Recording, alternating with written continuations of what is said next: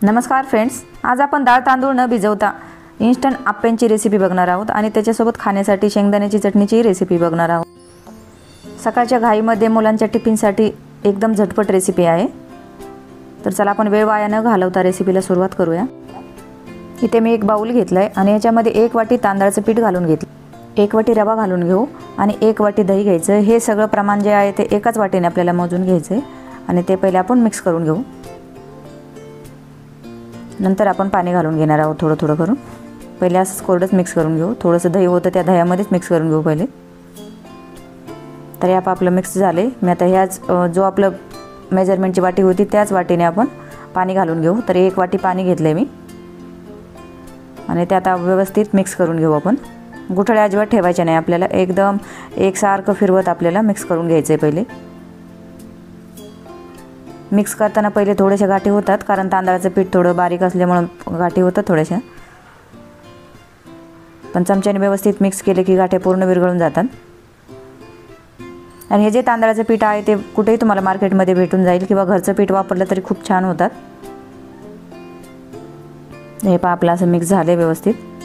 तुम्हाला दाखवते मी चमच्याने एकदा। मग थोडंसं घट्ट वाटते, आपण थोडंसं पाणी घालून घेऊ।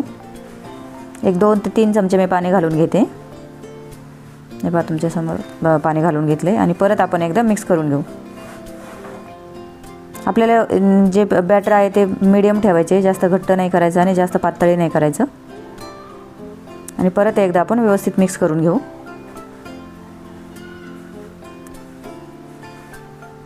मला थोडेसे गाठी वाटायला लागले म्हणून मी परत एकदा मिक्स करायला लागले व्यवस्थित। मी परत एकदा आपले व्यवस्थित मिक्स करून घेते। आपल्याला थोडं फेटून घ्यायचं आहे पीठ, म्हणजे आपलं जे पीठ आहे ते चांगलं फुगल म्हणून जरा फेटून घ्यायचं पहिले। आणि आपल्याला 10 मिनिटासाठी मोरायला ठेवायचं आता हे।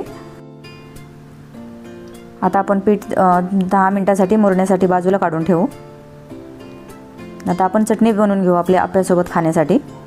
तर आपण शेंगदाण्याची चटणी बनवणार आहोत। तर आपण मिक्सरचं भांडं घेतले, याच्यामध्ये 1 वाटी शेंगदाणे घेतले, अर्धी वाटी ओले खोबरं घेतले बारीक कापून, 7 ते 8 लसणाच्या पाकळ्या घेतल्या, 4 हिरव्या मिरच्या आणि 1 इंच अद्रक घेतले बारीक कापून आणि कोथिंबीर घेतली।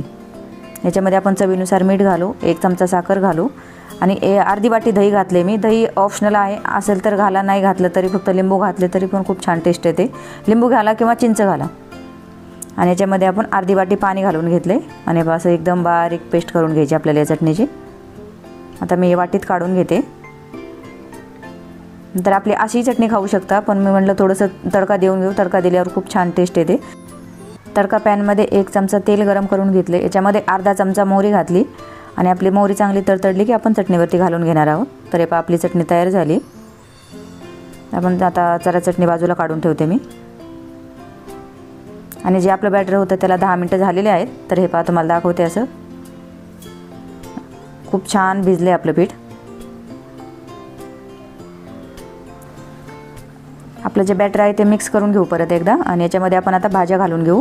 तर बारीक कापलेला कांदा घेतला 1 वाटी, 1 वाटी शिमला मिरची आहे, 1 वाटी गाजर घेतले, 3 ते 4 हिरव्या मिरच्या घेतले बारीक कापून आणि मी मटार घेतले, मटार वाफून घेतले, मटार पण 1 वाटीच घेतले, 1 वाटी टोमॅटो घेतला आहे। आता आपण याच्यामध्ये चवीनुसार मीठ घालून घेऊ।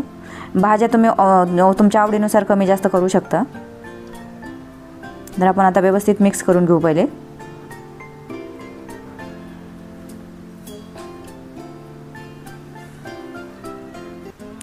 हे पहा आता आपलं मिक्स होत आले सगळं। सगळ्या भाज्या एकदम बारीक चॉप केले होते म्हणून ते बघा किती छान दिसत आहेत। भाज्या घातल्यामुळे एकदम हेल्दी होतात आप्पे आपले। मी कोथिंबीर पहिली घातली नव्हती, पहिली जर घातली मिक्स केली तर थोडा काळपट कलर येतो, म्हणून कोथिंबीर शेवटी घातली। आता आपण परत व्यवस्थित मिक्स करून घेऊ। हे पहा आपलं व्यवस्थित मिक्स झालं आहे। आपण याला तडका देऊन घेणार आहोत।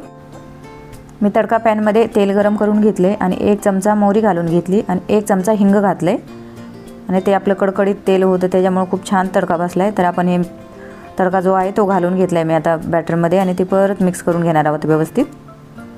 तडका दिल्याने खूप छान टेस्ट येते आप्यांना। तुम्हाला कढीपत्ता आवडत असेल तर कढीपत्ता पण घालू शकता फोडणीमध्ये, त्याने पण खूप छान टेस्ट येते। आता आपण याच्यामध्ये 1 चमचा इनो घालून घेणार आहोत। आणि थोडं पाणी घालून परत एकदा व्यवस्थित मिक्स करून घ्यायचं आहे आपल्याला. इनो घातला की लगेच आपल्याला व्यवस्थित मिक्स करायचं आहे.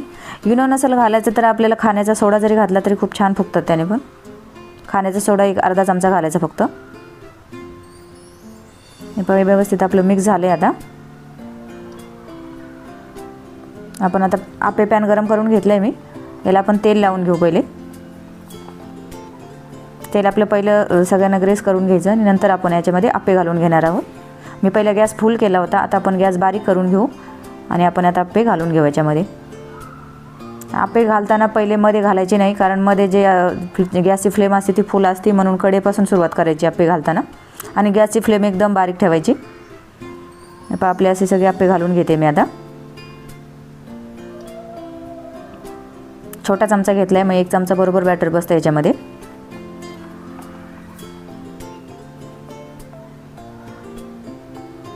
आता आपण मध्ये घालून घेऊ. कडेने सगळे पूर्ण झाल्यानंतरच मध्ये घालायचे, नाहीतर मध्ये जर पहिले घातले तर मधले करपले जाऊ शकतात. आता झाकण ठेवून फक्त 2 ते 3 मिनटं आपल्याला वाफवून घ्यायचे. हे पण आपले वाफवून झालेले आहेत 2 ते 3 मिनटानंतर. तर तुम्हाला दाखवते मी. खूप इझी निघले जातात. तर आपण आता दुसरी बाजू शेकून घेऊ. असं गोल्डन ब्राऊन होस तोपर्यंत आपल्याला एक बाजू शेकून घ्यायची पहिली आणि नंतर आपल्याला दुसरी बाजू शेकून घ्यायची. खूप छान निघले जातात, अजिबात चिकटत वगैरे नाहीत. कलर पण पहा किती सुंदर आला आहे. मी पहिले जे घातले होते ते 2-3 पहिले काढले आणि नंतर म्हणलं मधले जे आहे ते मध्ये फ्लेम फुल असते ना, त्याच्यामुळं करपले जाऊ शकतात, म्हणून मधले काढायला लागले पटकन.